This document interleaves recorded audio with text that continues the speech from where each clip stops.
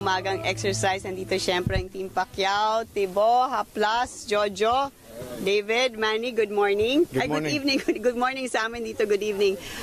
Good evening dyan sa Pilipinas. 1,300 ab repetitions na naman ang ginawa mo. Talagang matindi ang training. Ano ang masasabi mo sa kababayan natin sa pagpasok mo ng pangatlong linggo ng training para sa laban kay Mayweather? Maganda naman, patindi na patindi yung exercise natin at saka yung training natin sa gym. At today, yung start yung may sparring natin. Yeah. So today's your first sparring session. Dalawa daw ang kasparring mo, sabi ni Coach Freddy. Dalawa. Either 4 or 6 rounds. Ano ang plano nyo para sa unang sparring session? Focus sa gagawing strategy and techniques. Yun ang focus. Saka head movement, footwork. Alright, Julius, ito na si Manny Pacquiao para sa iyong katanungan. Manny, magandang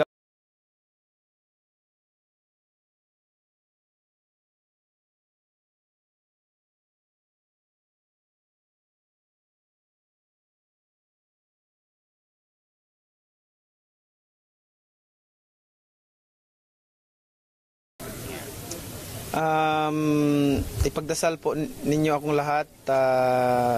Ang karangalan na ito ay para po sa ating bansa, sa ating lahat mga Pilipino. At lalaban ako para sa Pilipino.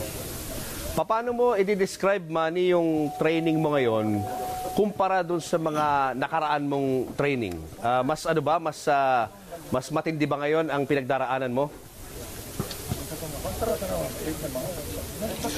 Matindi yung pagdadaanan natin ngayong training dahil talagang tayo mismo nagpupush sa sarili natin at kailangan maabot natin yung kondisyon na tinatarget nating abutin sa pagdating ng fight.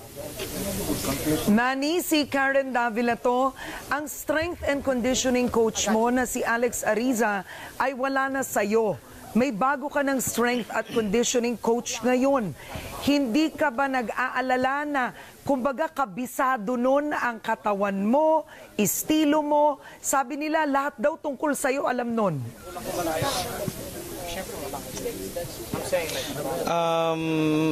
Ginawa na rin niya doon kay Rios yan, yung fight ko kay Rios. Siya nag-train kay Rios, hindi naman umubra. Hindi umubra. Manny, good morning dyan sa'yo. Si Ces Drillo naman to. Ang tanong ko sa'yo, Manny, may nag-upload na video si Mayweather ng pagsibak ng kahoy na kanyang workout. Ano masasabi mo? Anong komento mo? Kumpara yung sa'yo, 1,000 reps na ab workout ang ginagawa mo, Manny.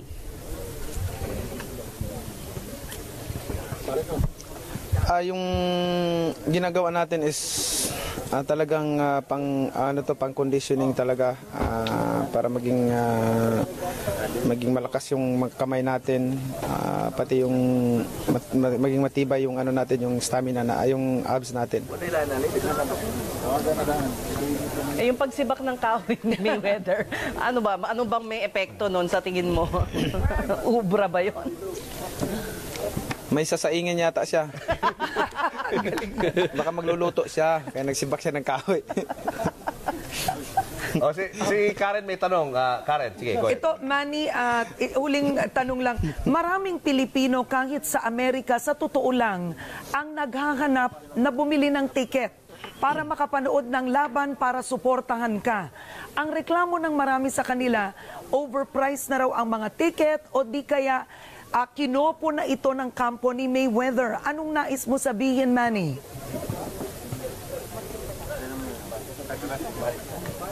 Wala rin ako masabi dahil wala pa rin ticket yung pamilya ko. Ay, wala pa ticket yung sila Jinky. Manny, totoo ba to? Wala pang ticket yung pamilya mo? Wala pa. Wala pa kaming natanggap na ticket eh. Ganun. Ako, good luck, Manny. Pinagdadasal ka naming lahat Siguro dito. pang huling tanong na lang from my end. Manny, ito bang laban mo kay Mayweather? Win or lose, ito ba ay may rematch clause? Maglalaban ba kayo uli after dito? Kailangan win. So, wala kami pinag-usapan ng rematch. Wala talaga. Anyway, good luck. We wish you all the best, Idol Manny Pacquiao. At sigurado mananalo ka dyan. Susuportahan ka ng mga Maraming pong Pilipino. salamat. Maraming pong salamat sa inyong lahat dyan. Magandang gabi po. Dayan. Right, so ngayon mga 8:30 ng umaga dito sa Los Angeles. Mamayang alas 2 ay sasabak na sa unang sparring session si Manny Pacquiao sa dalawang sparring partner, mga 4 or 6 rounds. So yan muna ang latest mula sa training ng ating 8th Division World Champion Manny Pacquiao. Mabuhay kayo. Mabuhay ka muna. Thank you.